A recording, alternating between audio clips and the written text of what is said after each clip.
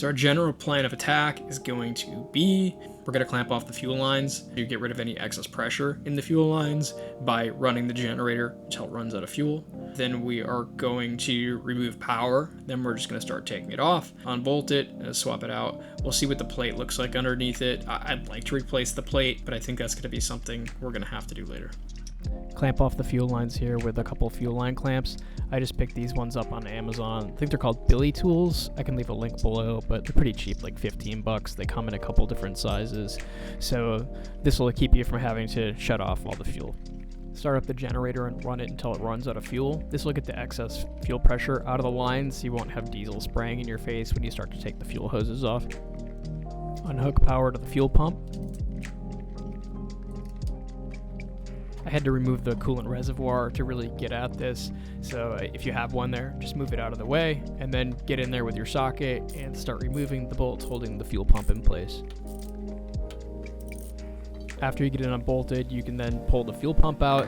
You're still going to be attached in there a little bit by these fuel lines, so you might have to move those around a little bit in order to get enough access.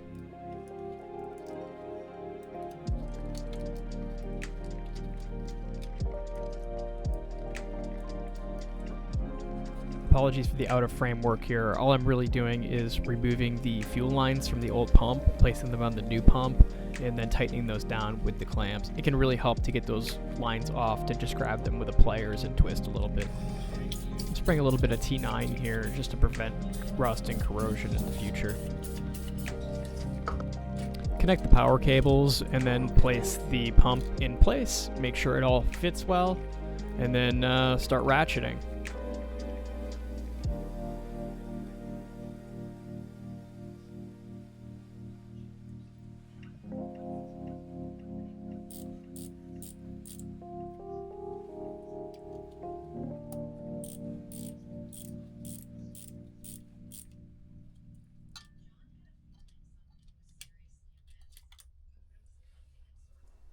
Take the clamps off the fuel lines here to restore fuel flow.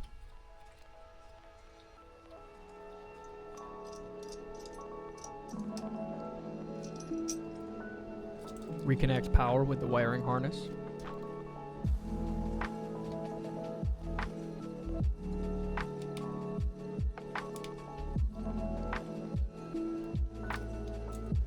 Start up the generator to make sure that everything's working correctly. It should fire right up, and make sure that you don't have any leaks near the fuel hoses.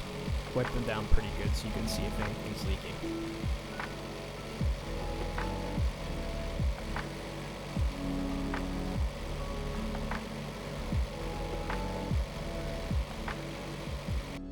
Hopefully this video was helpful. If it was, please leave a comment. If you have any questions, you can leave those in the comments as well. Thanks.